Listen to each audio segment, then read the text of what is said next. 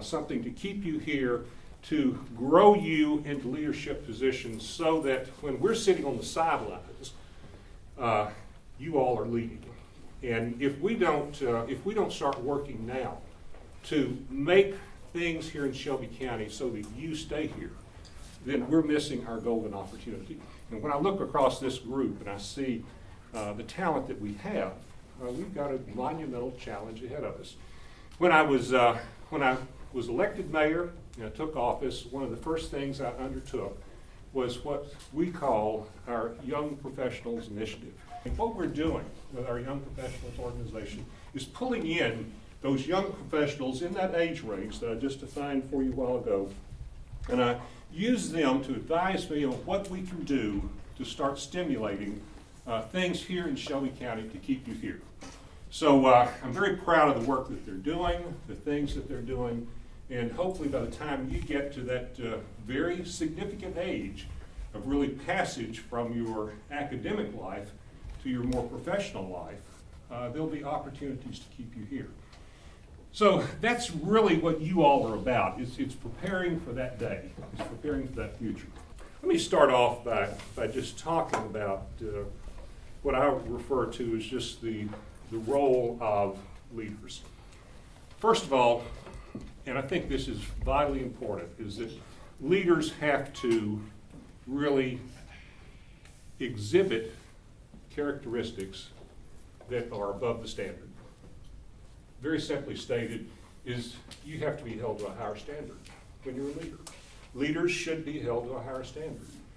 That means that you do more than just the minimum, that you do the exceptional. You go beyond. You do a little bit extra. You exhibit leadership in how you eat, how you sleep, how you talk, how you walk, how you dress, how you communicate, how you engage people. Leaders not only master their subject matter, but leaders show that they have a little bit more to offer. And when you become a tutor or a mentor, you're going beyond the standard.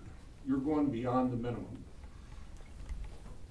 When I talk about leadership and I talk about the higher standard, I often reflect back to that biblical parable of the talents. And any of you who have been to church, but if you know the parable of the talents, you know the story of the master who is leaving for an extended period of time, and he turns over the responsibilities of his business, his vast empire, to three of his lieutenants, three of his top assistants.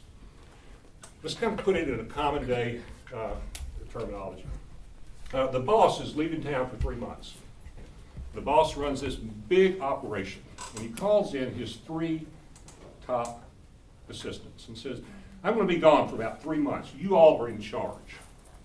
Now, while you're in charge, assistant number one, these are your responsibilities. Bill, you go out there and you run these farms, you process these crops, you provide the yield, and make us some profit. Tom, you go out and take care of the livestock. Make sure that they're well fed, they're well tended. Bill, you go out and you take care of my real estate holdings. And when I come back in 3 months, let's see where we are. Now, in 3 months, the owner comes back and he calls his three assistants in. And he says, fellas, give me a report. What did you accomplish while I was gone? The first assistant stands up and says, well, while you were gone, I made some significant investments with the crops that we were able to produce. I was able to really strike some good deals, and I was able to double the worth of your assets. Good job. The second one comes in. He says, all right, Bill, what did you do?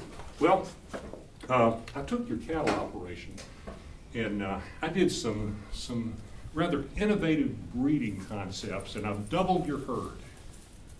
He said, wow, that's great. You did a great job. Third one he calls in and says, Tom, what'd you do? What'd you do with my real estate holdings? Well, boss, I know you're a pretty tough taskmaster. And I know you demand a lot. And I knew if I disappointed you, that it would anger you. So I just didn't do anything. Didn't do anything. But I didn't lose anything. I saved your assets. You didn't lose a thing. Okay, look at this. 2 of his assistants went out and took that responsibility, and they multiplied it. They doubled the value. The third one, afraid of taking a risk, afraid of losing, did nothing. That's the parable of the talents. Those of you that have read the parable of the talents, you know that it's in a biblical context, but I thought I'd just put it in the context of what we're facing every day. The point is that the master recognized talents within the people that worked for him, and he challenged people to exercise their talents to see what they could do with it. And 2 of them stood the test and produced significantly. 1 did not. Folks, you all are in the business of discovering talents and promoting them. You all as tutors and as mentors are in the business of going back into your schools and trying to look for that talent that is in each of the people that you work with and pushing them, challenging them to do better, to do their best.